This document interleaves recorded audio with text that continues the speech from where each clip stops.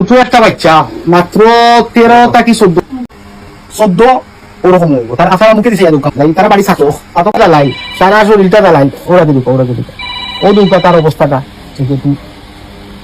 ও দুঃখ অবস্থাটা। যাই হোক, আর কিছু কইবা সারা লাই দোয়া করবা, বেশি বেশি করি বাচ্চাটার লাগি, ভিডিওটা শেয়ার করবা। আর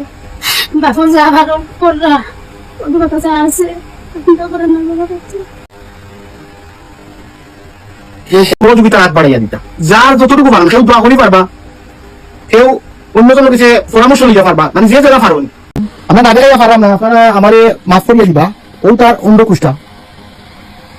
অন্ডকুষ্টা মানে সারা প্লাস্টার লাগাই।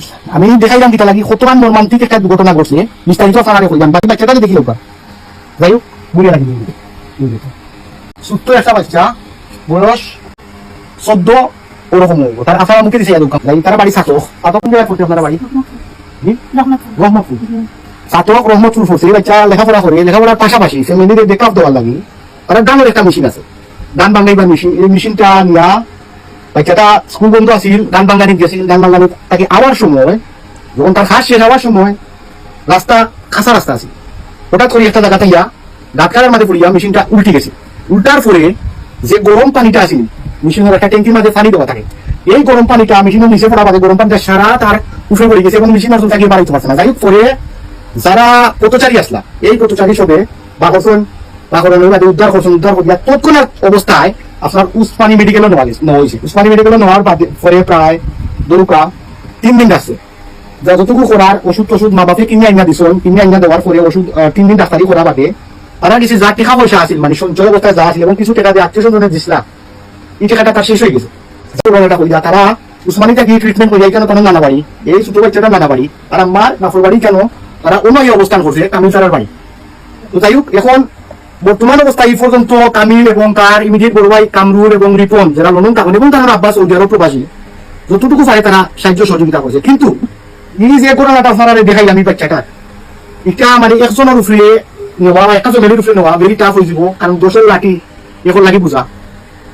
আমার যেবা যারা আমার ভিডিওটা দেখরা, তারা এই ভিডিও দেখার উদ্দেশ্য একটু বাচ্চাটাকে আপনারা সহযোগিতা করতা, বাচ্চাটা লাগি দোয়া করতা। তার পরিবার বর্তমানে আর কিছু করার মতন নাই। তারা এখন জানি তানোর বাপর বাড়ি আইসুন, তানোর বাচ্চাটা লিয়া তো ওখান থেকে যে বা যারা পারেন সহযোগিতা হাত বাড়াইয়া দিতা, যার যতটুকু পারেন কেউ দোয়া করি পারবা, কেউ অন্যজনের কাছে পরামর্শ নিতে পারবা, মানে যে যারা পারেন।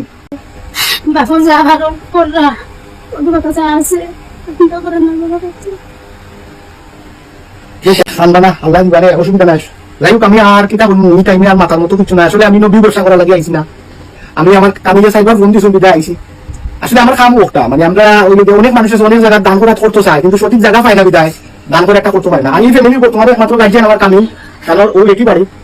তো আমি ইনশাল্লাহ আপনারা ডিসক্রিপশনের নাম্বারটা দিয়া দিব, যদি কেউ ফোন করিয়ে চাই খবর লইতা, খবর লইবা, দোয়া করবা, ভিডিওটা শেয়ার করিয়া দিবা, যাতে কোনো শরীরবান ব্যক্তির চোখের সামনে ভিডিওটা ফুরি যায়, আর হয়তো বা উদ্ধার হয়ে যাব, তারা এই ফ্যামিলিটা উদ্ধার হয়ে যাব। আর ইনশাল্লাহ আপনারা এসব আপডেট আমি দিব, আর আপনারা দোয়া করবা, ভিডিওটা যতক্ষণ পারো শেয়ার করবা। বাচ্চাটা আবার তারিখ দেখা পাবা, ফোন তো আরেকবার দেখুক আপনারা।